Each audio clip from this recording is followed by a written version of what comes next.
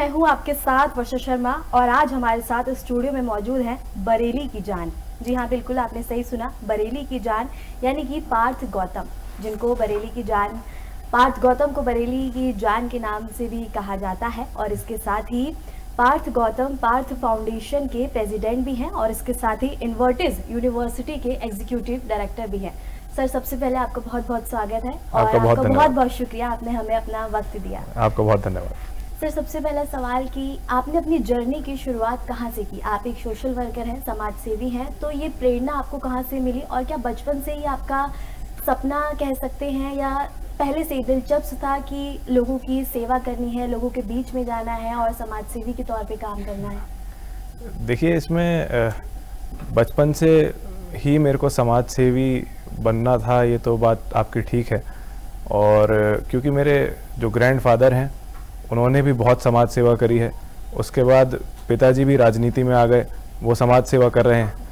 तो मैं बस ये सोचता था कि क्या इंसान का राजनीति में जाना बहुत ज़रूरी है समाज सेवा के लिए, या बिना राजनीति में जाए भी कोई इंसान सेवा कर सकता है जी। क्योंकि लोग मुझसे कहते थे कि बिना पॉलिटिक्स में जाए आप सेवा नहीं कर सकते। तो उस चीज़ को मैंने गलत प्रूफ करा और मैं आज अपना काम भी कर रहा हूँ और सेवा भी कर रहा हूँ, और मेरा पॉलिटिक्स से अभी कोई दूर दूर तक वास्ता नहीं है। जी सर, अगर पॉलिटिक्स की बात हो ही रही है तो आपको विरासत में राजनीति आपको विरासत में मिली हुई है, लेकिन अगर हम आगे देखेंगे, उम्मीद करेंगे कि आप आगे राजनीति में कदम रखेंगे, तो किस तरह की भूमिका, और अगर पार्टी की बात करें तो वो कौन सी पार्टी होगी जिससे आप चुनाव भी लड़ सकते हैं? देखिए, पार्टी अभी मैंने सोचा नहीं है, ना ही मैंने अभी कोई भी दल, मेरे पापा भारतीय जनता पार्टी से दूसरी बार मेयर बने हैं, लेकिन मैं अभी किसी भी दल में नहीं हूँ। आगे जब राजनीति में जाने का समय आएगा तब किसी भी दल के बारे में सोचूंगा, और मेरा ये लक्ष्य है कि मैं चुनाव तभी लड़ूंगा जब मैं जिस भी क्षेत्र से चुनाव लड़ रहा हूँ उसमें निर्दलीय चुनाव लड़ सकूं। मेरा ये लक्ष्य है, तभी मैं चुनाव लड़ूंगा, वरना मैं चुनाव किसी पार्टी से नहीं लड़ूंगा। जी सर, अगर समाज सेवी की बात करें तो समाज सेवी में आपने सबसे पहले वो कौन सी चीज़ देखी जिससे आपने चाहा कि अगर जनता के दिल पे राज करना है और जनता के लिए सेवा करनी है, तो वो सबसे पहला चीज़ कौन सी थी जो आपने जनता के लिए करी और जनता आपको इतना पसंद भी करती है, बरेली की जान भी आपको कहा जाता है, तो सबसे पहली चीज़ वो आपने कौन सी करी जो आपको सीधा जनता से जोड़ती है, लोगों से जोड़ती है, क्योंकि आप लोगों के बीच में भी जाते हैं? जी, तो पहले मैं काफ़ी टाइम से कुछ ना कुछ ऐसा करते रहता था जिससे किसी एक परिवार को काफ़ी अच्छा महसूस होता था, या उनके चेहरे पे एक मुस्कुराहट आती थी मेरी वजह से, तो मुझे ये अच्छा लगता था। पर ये बड़े स्केल पे मैं नहीं कर पा रहा था, तो मैंने पिछले साल पार्थ गौतम फाउंडेशन की शुरुआत करी।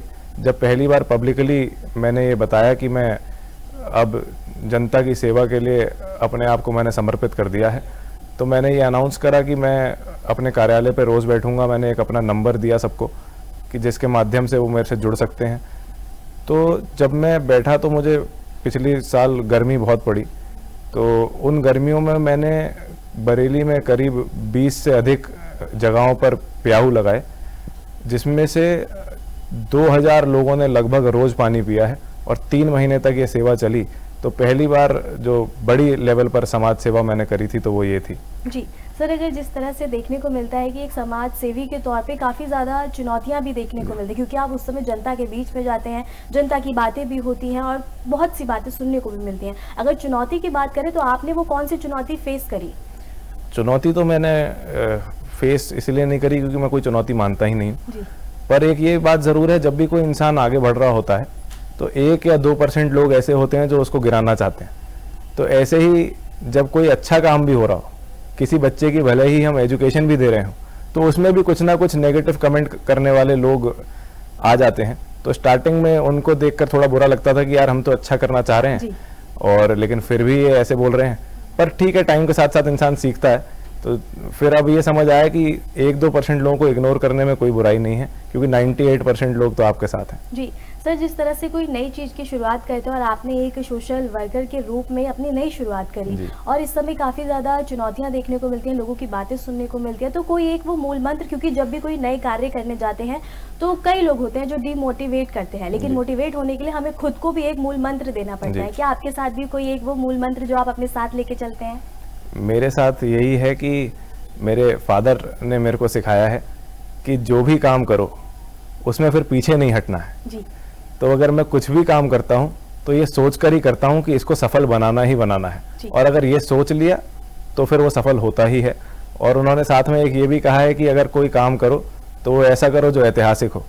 तो मैं कोशिश करता हूँ जो काम करूँ वो ऐतिहासिक ही हो, और अभी यही प्रयास है कि पार्थ गौतम फाउंडेशन भारत का सबसे बड़ा फाउंडेशन बने और भारत के सभी लोगों को जिनको ज़रूरत हो मेरी, मैं उन तक पहुँच पाऊँ। जी सर, जिस तरह से आप पार्थ गौतम फाउंडेशन की बात कर रहे हैं, अगर हम उस फाउंडेशन की बात करें आपके फाउंडेशन की, तो वो किस तरह का कार्य और किस तरह का काम लोगों तक पहुंचाती है और किस तरह की सेवा लोगों को देती है? अभी के लिए मैं बरेली शहर तक सीमित हूँ। अभी मैंने बरेली शहर से बाहर लोगों की ज़्यादा मदद नहीं करी है। हालांकि अगर कुछ लोग आ रहे हैं मेरे पास तो मैं उनकी मदद भी कर देता हूँ, पर अभी मैं बरेली शहर में जिन लोग एजुकेशन अपने बच्चों को नहीं दे पा रहे हैं, जो परिवार ऐसे हैं जो सक्षम नहीं हैं एजुकेशन देने में, ऐसे परिवार के बच्चों को एजुकेशन दे रहा हूँ। अगर किसी को राशन की ज़रूरत होती है तो उनको राशन दे रहा हूँ। मेडिकल एड, क्योंकि हमारा हॉस्पिटल भी है, तो किसी को मेडिकल फैसिलिटी की ज़रूरत होती है तो उनको मैं निःशुल्क उनका इलाज भी करा देता हूँ। जी सर, जिस तरह से आपने एजुकेशन और हेल्थ की बात करी है, तो इसमें किस तरह का काम देखने को मिलता है? क्योंकि आजकल सबसे ज़्यादा मेजर प्रॉब्लम एजुकेशन और हेल्थ देखने को मिलती है, तो आपका फाउंडेशन किस तरह के उसके लिए काम करता है? नहीं, इसमें कोई प्रॉब्लम तो नहीं देखने को मिलती। बस अभी ऐसा नहीं है कि हमारे यहाँ स्कूल्स की कमी है या हॉस्पिटल्स की कमी है। कमी अभी थोड़ा सा मैं कहूँगा कि हम लोगों के जो अभी हमारे बड़ी जनरेशन है, जो हमारे से अभी काफ़ी उम्र में बड़े हैं, उन लोगों की सोच में अभी थोड़ा सा बदलाव आना है। वो समय के साथ साथ आएगा, क्योंकि कुछ लोग ऐसे होते हैं जो अपने बच्चों को पढ़ाने की जगह बचपन से 6 साल की उम्र में, 7 साल की उम्र में काम सिखाने पर लग जाते हैं कि अगर टायर का पंचर जोड़ते हैं तो वो ये सिखाएंगे उसको कि पंचर ही जोड़ते रहो। तो उनको एजुकेशन इसलिए नहीं देते। तो मैंने अभी पिछले 2 महीनों में ये बहुत देखा कि 6 से 7 साल के बच्चे हैं पर उनसे उनके पेरेंट्स काम करा रहे हैं। हालांकि उनकी सोच को मैं गलत नहीं कहूँगा, वो चाहते हैं कि घर में और कमा लें, पर उनको कोई एजुकेशन देने वाला था नहीं, वो एजुकेशन में खर्च करना चाह नहीं रहे थे। तो ऐसे लोगों को मैं एजुकेशन दे रहा हूँ, और मेरा एम यही है कि कोई भी ऐसा बच्चा अभी बरेली में तो ना रहे जो एजुकेशन ना ले पा रहा हो। जी सर, और जिस तरह से आपकी यूनिवर्सिटी में जिस तरह से स्पोर्ट्स सबसे मेन भी देखने को मिलता है, और इसके साथ और भी अन्य चीज़ें देखने को मिलती है, और इसके साथ ही यूथ स्टार्टअप भी देखने को मिलता है, तो इसको किस तरह से यूथ को आप लोग किस तरह से जागरूक करते हैं कि लोग बच्चे इससे जुड़े और इसका यूज़ करें और आगे इसी चीज़ को आगे बढ़ाएं? हम लोगों ने इन्वर्टिस में इंक्यूबेशन सेंटर अभी रिसेंट में ही ओपन करा है, जिसके माध्यम से अभी तक 3 स्टार्टअप रजिस्टर भी हो चुके हैं। हमारा टारगेट है कि साल में हम लगभग 10 से 12 स्टार्टअप कमर्शलाइज करेंगे, और इसके लिए हम लोग यूथ को, बरेली के सभी लोगों को बोल भी रहे हैं कि आप लोग आइए, अपने आइडियाज़ पिच करिए। जिसके आइडियाज़ हमें अच्छे लगेंगे, हमारा पूरा पैनल बैठता है, उसको हम अपने इंक्यूबेशन के थ्रू गवर्नमेंट को पिच करेंगे और गवर्नमेंट उसको फंडिंग देगी। और ये हम सभी को बोल रहे हैं, और इसमें काफ़ी यूथ इन्वॉल्व भी हो रहा है। जी सर, आप जिस तरह से आप बरेली की जान भी आपको कहा जाता है, आप बरेली में आपका फाउंडेशन भी है, आप बरेली के लोगों के लिए, बच्चों के लिए खास तौर पे काम कर रहे हैं। अगर बरेली के डेवलपमेंट की बात करें तो वहाँ आप किस तरह का डेवलपमेंट देखने को मिला है?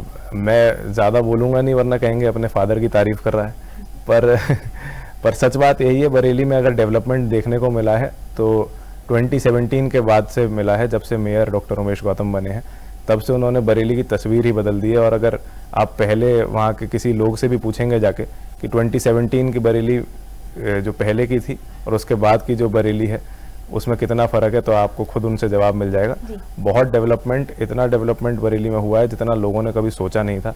अब आप कभी बरेली आएंगे तो आपको घुमाऊंगा। जी बिल्कुल आएंगे। और सर, जिस तरह से कोई भी व्यक्ति, मैं हूँ या आप हैं या कोई अन्य और व्यक्ति भी, जब भी किसी नए कार्य की शुरुआत करते हैं या अपने जीवन की शुरुआत करते, तो और हम लोगों के साथ एक व्यक्ति ऐसा होता है जो हमेशा जुड़ा रहता है, तो आप अपना आइडियल किसे मानते हैं? मैं अपना आइडियल अपने फादर को और अपनी मदर को मानता हूँ। जी, तो किस तरह से, मतलब अगर आप अपने फादर और मदर को आइडियल मानते हैं तो आपको सपोर्ट भी बहुत ज़्यादा उनकी तरफ से देखने को मिला होगा और मिला भी है, तो और इसके साथ ही एक वो यादगार पल जो आपने अब तक इतने सारे कार्य किए, इतने सारे काम किए, तो वो यादगार पल जिसको आप कभी भूल नहीं सकते? मदर और फादर से रिलेटेड अगर आप पूछ रहे हैं तो फादर की हर सीख ही यादगार होती है मेरे लिए। तो एक पल तो मैं नहीं बताऊंगा, मदर और फादर से जब जब सीखता हूँ तो वो यादगार ही होता है। जी, और अगर बात करेंगे आपके समाज सेवी के तौर पे काम करने की, तो वो एक यादगार पल जो आप कभी नहीं भूल सकते? थोड़ा सोचना पड़ेगा क्योंकि अब तक मैंने बहुत ऐसा काम कर दिया है, पर अगर मैं सोचूं पर कुछ, कहा जा सकता है कि लोगों की खुशियां आपको मिलती हैं, आशीर्वाद मिलता है, तो वही आपके लिए सबसे बहुत बहुत आशीर्वाद मिलता है। और एक जगह मैं गया था किसी, अभी मैंने दीपावली पे शुरू करा था कि पहले नवरात्रे से लेके और दिवाली तक मैं हर घर गया था, मतलब ऐसे हर घर दिवाली हमने उसको नाम दिया था ड्राइव को, और हम हर दिन एक परिवार के पास पहुंचे थे जो परिवार सक्षम नहीं है, उनके साथ हम लोगों ने दिवाली मनाई थी। तो एक दिन मैं एक परिवार के पास पहुंचा था, उनसे मुझे काफ़ी कुछ सीखने को मिला। एक हस्बैंड वाइफ थे और उन दोनों के पैर नहीं थे जी। और वो दोनों अकेले ही रहते थे, और उनको गवर्नमेंट से टोटल दोनों को मिला के 2000 महीना मिल रहा था, तो वो 2000 रुपये महीने में ही गुजारा करते हैं। लेकिन उनसे मुझे ये सीखने को मिला कि उनके दोनों पैर नहीं हैं और सिर्फ 2000 रुपये महीना कमा रहे हैं, उसके बाद भी वो इतनी खुशी से रह रहे थे और इतनी साफ सफाई से रह रहे थे जितना शायद हम लोग अभी ना रहते हो। जी। तो मुझे ये सीखने को मिला कि हमें भगवान ने सक्षम बनाया है, हमें भगवान ने सब कुछ दिया है, तो हम लोगों को खुश तो बहुत रहना चाहिए। जी सर, दिवाली खुशियों का त्यौहार होता है और उसी दौरान आपने हर घर दिवाली ड्राइव शुरू करी और एक एग्जांपल आपने अभी दिया। उस समय और भी ऐसी कई चीज़ें आपने देखने को आपको मिली होंगी कि और भी ऐसे कई घर हैं, बच्चे हैं जो ऐसी स्थिति से गुजर रहे होंगे, तो आपने किस तरह से कि उनके चेहरे पे एक खुशी, एक स्माइल आ जाए, तो किस तरह से और चीज़ें करी? जैसे आपको बता रहा हूँ, लगभग मैंने जैसे 30 दिन तक अगर मैं हर रोज़ एक परिवार के पास गया हूँ तो करीब करीब 30 बच्चों को मैंने एजुकेशन दी है और करीब 60 से 70 लोगों को मैंने हॉस्पिटल में फ्री का इलाज कराया है। और उनको सिर्फ अभी हर घर दिवाली पे एक दिन गया, मैं सिर्फ एक दिन के लिए उनकी मदद नहीं करी, उनका नाम, नंबर, एड्रेस सब मेरे पास नोटेड है।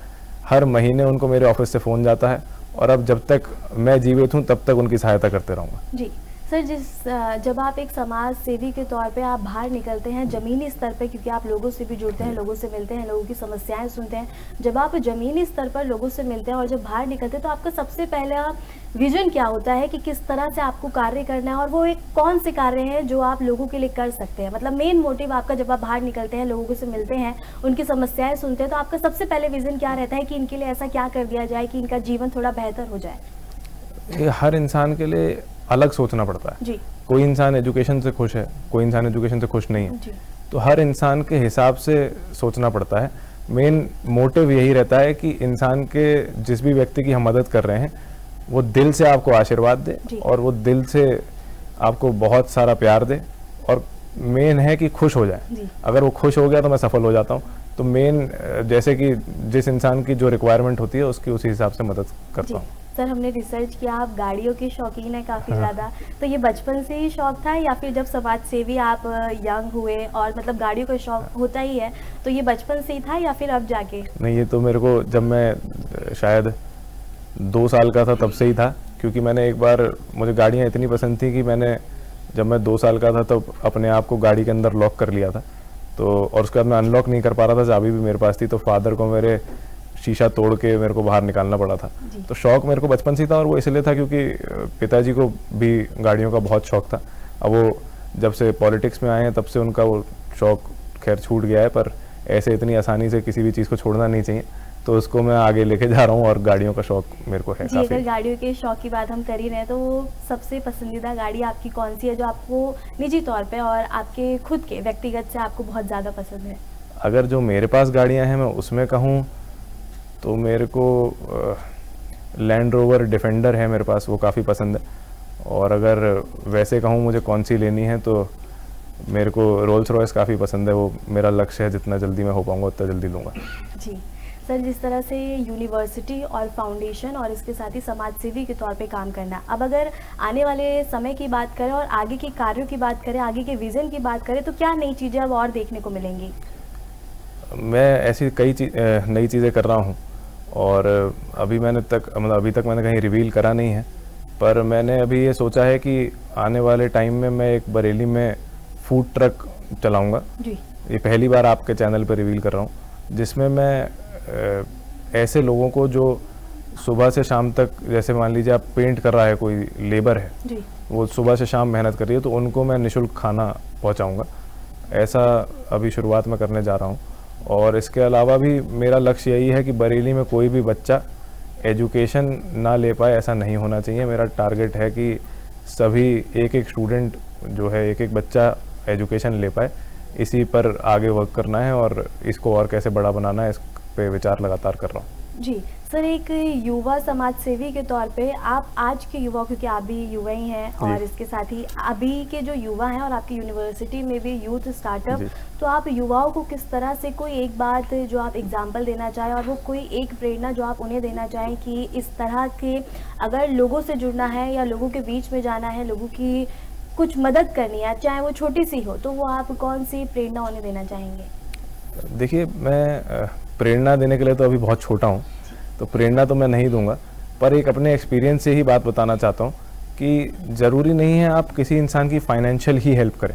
अगर आप स्टूडेंट हैं जिन्होंने 12th तक की एजुकेशन पूरी कर ली है, तो आप अपने एरिया में ऐसे बच्चों को ढूंढिए जो एजुकेशन नहीं ले रहे हैं और उनको अपने एक दिन बुलाइए, हफ्ते में संडे बना लीजिए और उस दिन अपने घर बुलाइए और उनको पढ़ाइए। अगर आप ऐसा करना शुरू करेंगे तो इससे काफ़ी फ़र्क आएगा और काफ़ी बच्चों को एजुकेशन मिलेगी। चलिए सर, ये तो समाज सेवी के तौर पे बात हो गई। अगर निजी आपकी खुद की लाइफ के बारे में बात करें तो उसमें क्या कुछ प्लानिंग आपकी चल रही है? मेन शादी को लेके अगर बात करें तो शादी को लेके कोई प्लानिंग? शादी को लेके प्लानिंग तो अभी तक तो नहीं करता था, पर अब करने लग गया हूँ। अब मेरे को लगता है और 1-2 साल में शादी करेंगे। यानी जल्दी शहनाई की गूंज सुनाई देगी। बिल्कुल।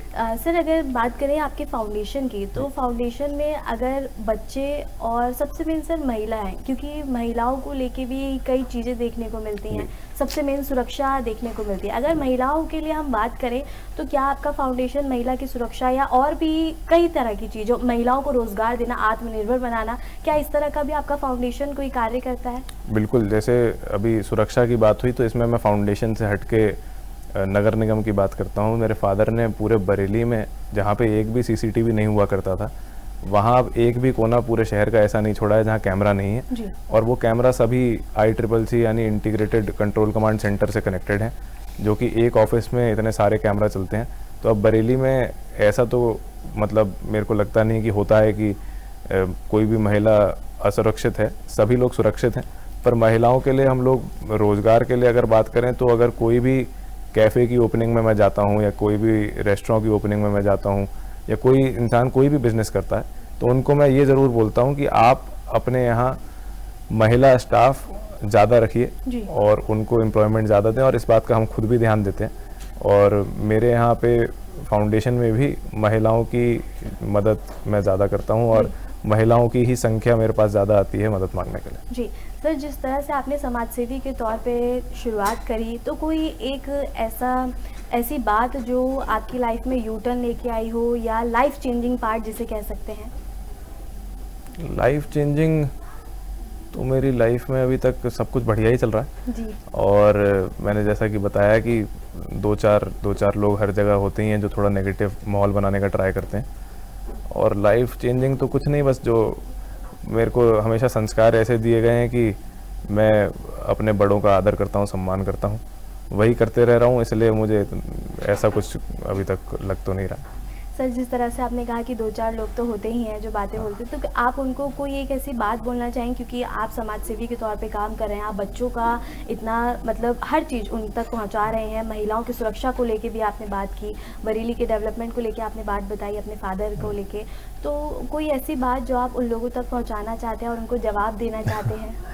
नहीं, ऐसे लोग खैर जवाब तो नहीं, पर मैं यही उनको बोलना चाहूँगा कि पहले जो हम काम कर रहे हैं उतना काम करो और उसके बाद ही हमें बोलने का प्रयास करिए तो अच्छा होगा, क्योंकि उतना काम आप कभी कर नहीं पाओगे तो कभी बोल नहीं पाओगे। जी सर, अगर बात करें आपकी यूनिवर्सिटी की, तो यूनिवर्सिटी में किस तरह की एजुकेशन दी जाती है? क्योंकि एजुकेशन मेन है, क्योंकि एजुकेशन को लेके कई तरह की बातें भी सुनने को मिलती हैं कि कुछ एजुकेशन ऐसी हैं जिनके बारे में नहीं पढ़ाया जाता है। अगर आपकी यूनिवर्सिटी में एजुकेशन की बात करें तो किस तरह की एजुकेशन वहाँ दी जाती है? हमारी यूनिवर्सिटी में सारे ही कोर्सेज हैं मेडिकल को छोड़ के, और उसके अलावा हम लोग पर्सनालिटी डेवलपमेंट पे भी बहुत वर्क करते हैं, क्योंकि आजकल जो हम लोगों ने एक सर्वे करा उसमें हमें पता चला कि कंपनीज जो हैं वो पर्सनैलिटी डेवलपमेंट के लिए बहुत रिक्वेस्ट करती हैं कि आपके मार्क्स कितने भी हों पर आपकी पर्सनैलिटी अच्छी होनी चाहिए।